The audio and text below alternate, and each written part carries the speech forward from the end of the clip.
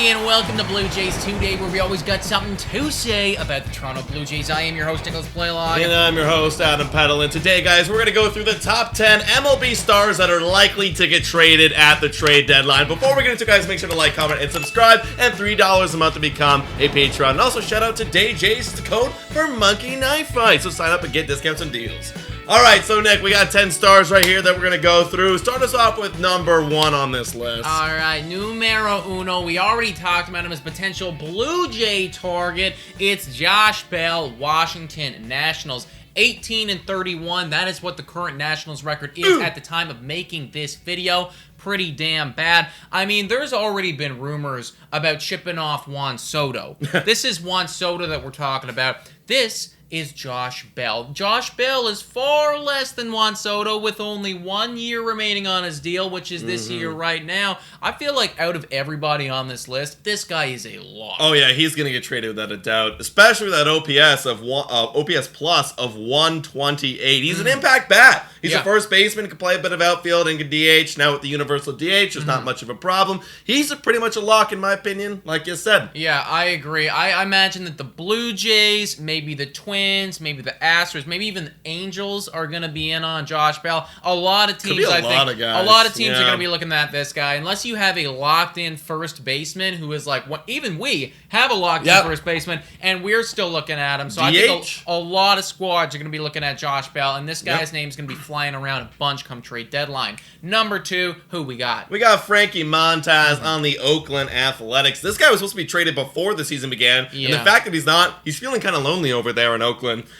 You know what I mean? Yeah. Very lonely. And this guy's putting up stellar numbers to get traded. He's got a 3.28 ERA, and as we know, Oakland blows. They're last in their division. He's still got another year after this year in 2023 left in his contract, but that's more than a reason to trade him because like our boy Matt Chapman, he's gonna add more value to that deal. So exactly, like right now, his value, it's not gonna get any better than it is right now. And unless Oakland has in their future a plan to extend this guy long term, and he is 29 years old, so maybe that's in the cards. But we also know how Oakland likes to spend money, and they really don't. This guy's going to cost money. He's got a 3.28 ERA and has only won 2 games, lost 4 of them. How is that happening? It's because they're so bad.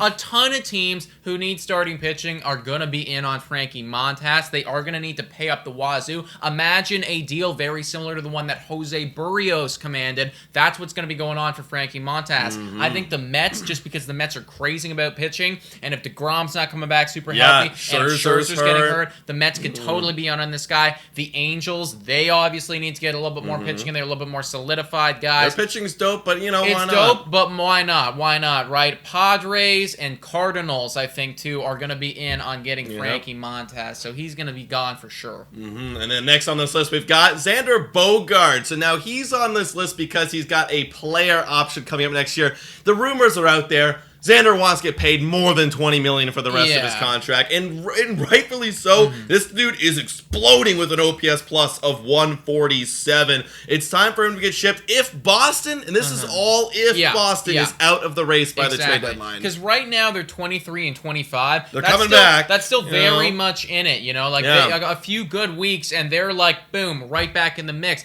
If they falter, though, if they're losing a bunch of games, and it's like 10, 15 games below 500. It's trade deadline. The extension talks with Xander Bogart, they aren't going anywhere. That I totally see him getting traded. He's got 4 more years left on his deal after this one for $20 million, but he can opt out of that. Yeah, no matter where he goes. He is not going to do that. So the one assured thing that's going to happen is he will not be on that deal after this season. Will he be playing in Boston? Will he be traded to another team? That's all up in the air. He's going to cost a crapload, though. And I imagine that whatever team trades for him, you got to imagine, boom, extension right after that. They're going to have to try it because that's going to be a tricky thing. The part of the trade talks are going to have to be, well, is he going to be opting out? Yeah. Because that will affect the cost that he that's why I think it'll literally be one of those things, like a Devontae Adams trade, where it's like he gets traded and then, bam, signed immediately. Yeah. So, or like a Matt Olson. Matt Olson, literally, exactly. Yeah. Another Boston guy, very contingent on them being bad, JD Martinez. Yes. Now, I'm going to tell you this right now, folks. It's going to be impossible for Boston to be bad if JD Martinez and Xander Bogaerts continue to do what it is that they're currently doing. JD Martinez has a .379 batting average right now. That's actually stupid. Like, it's so dumb. I was in the wrong mindset of thinking, oh, maybe JD Martinez like slowly gonna fall off. No, not at all. He's 34 years old right now, and he is still smacking. Dude, he's having an incredible resurgence year, and this is the highest OPS plus I have that I've recorded of this top 10 list of 189. And yeah, he has 1 year left on the deal. And again, if Boston's bad, like, this is the perfect dude to ship. It's amazing. Because it's so amazing. 1 year. You can get a lot of pop out of this guy. You can put him in the DH role now that NL has a lot of DH spots open. Boom. JD Martinez can go almost anywhere. And I feel like sometimes DHs don't get as much value because it's like, oh, well, it's just a DH.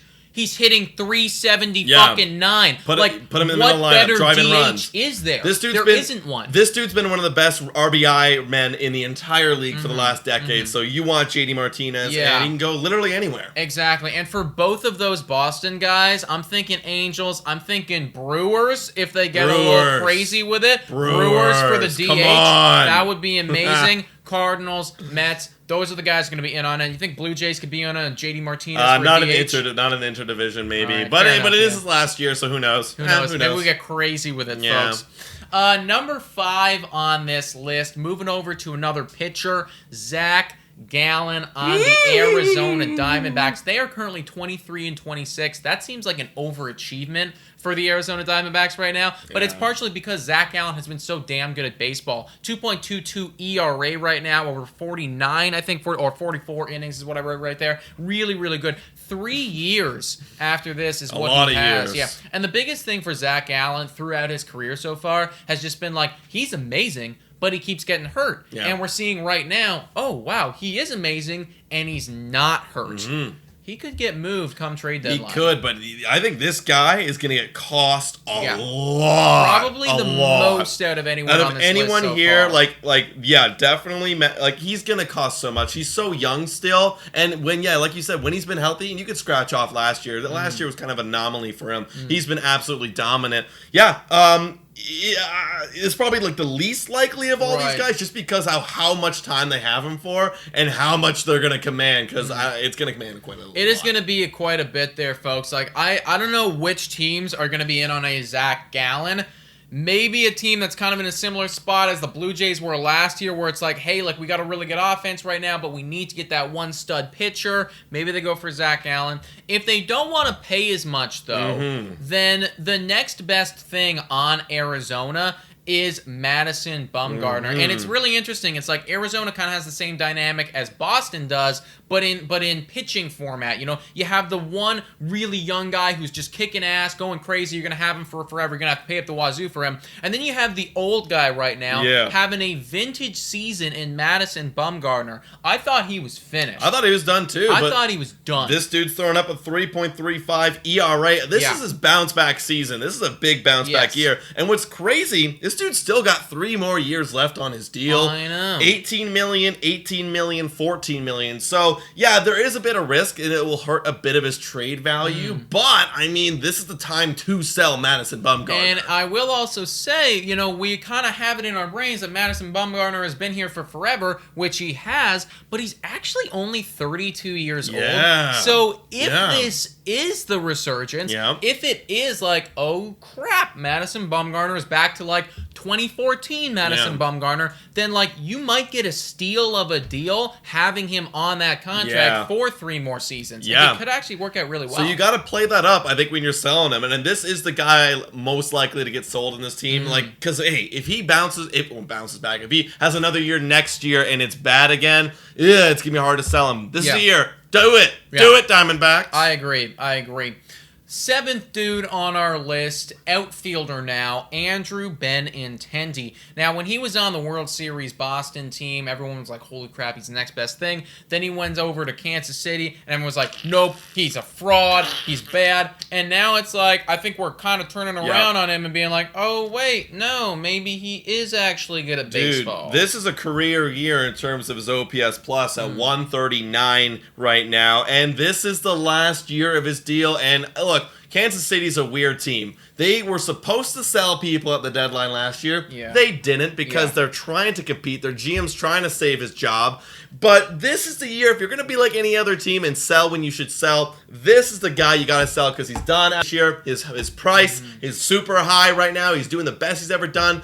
Yeah, and people need outfielders. Yeah, I mean, so many teams need outfielders, guys. Like Rays, Yankees if they don't like Joey Gallo anymore. Like, there's a lot of squads that could be in on Andrew Benintendi, considering he's 27 right now, and he's on the last year of his deal. He's not going to cost that much. 16-30 is the Kansas City Royals. Like, I imagine a lot of people are going to be dialing up the phone on their end and calling about Andrew Benintendi.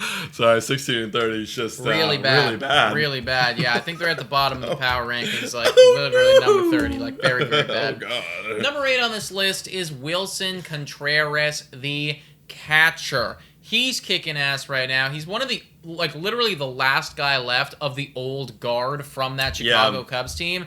It's time to go, I think. Yeah, it's time to go. Hey, and he's got another year after this year, so that will increase his value a bit. And he's having another, just like Benintendi, a career year with the exact same OPS plus of 139. Yeah. So this is the time, if you're going to sell him, because are you going to be competitive next year? Probably not. No. Get the value out of Contreras now. I It'll hurt, but do it. I agree, man. And, like, they did it with all the other guys. Like, if you can cut ties with Rizzo and Bryant, then you can do it with Contreras, too. I think that the Yankees, the guys that they traded Rizzo to, would be a really, ideal spot for him. Like, they don't have the best catchers in the world. Contreras would be great over there. Houston another really good spot, I think. So I could totally see Contreras getting moved. I feel like his name's going to be brought up a lot for a catching-needing team. Yeah, I agree. Next on this list, we have Jorge Solaire. He signed a deal with the Miami Marlins, and it's a funny deal because it's a 3-year deal, or 1 year with 2 years of player options. So they're giving him all the options in the world. They give him all the. He's basically got all the power. So yeah, he's got all the power. He's chilling in Miami, going to the beaches, enjoying the sun.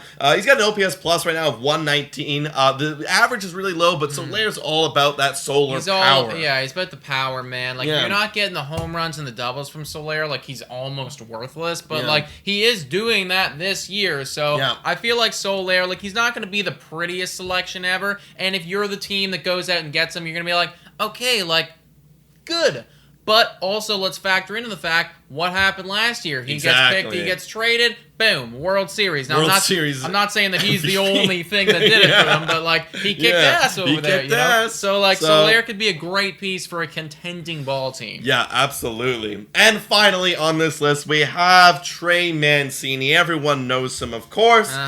He's having a great year, too. He has an OPS plus of 121, and he's on a really, really bad team in the AL East, Baltimore Orioles. And I feel like they've had their problems. Like, the media's kind of painted it in a light where it's like they couldn't come to terms with the arbitration number properly, and, like, the contract extension, like, that's not really going anywhere. It feels like Baltimore is not valuing Mancini at what Mancini believes he should be valued at, which is totally fair. I don't think that Baltimore is a very good team. You don't really have a future right there, Mancini. Go to a squad that is going to value you the way that you think that you should be valued. And, you're going to kick ass over there. You got 298 batting average. Exactly. And like, next year, he's got that a mutual option for $10 million. So even if you get traded to a team you don't like, then you can opt no problem. out. Boom. Done. It's like I get sign a new contract somewhere else. Exactly. For real. Guys, those are 10 MLB stars, studs, players, whatever you want to call them. Their names are going to be flying come trade deadline. There are a bunch of other names too. Maybe we'll do a part 2 to this if you guys really enjoyed it. So comment down below who you think is going to get moved and where they are going to go. And as always, guys, $3 a month to become a Patreon. Shout out and thank you to all of our current Patreons. You guys keep this podcast going. Thanks so much for watching. And go Jays, go!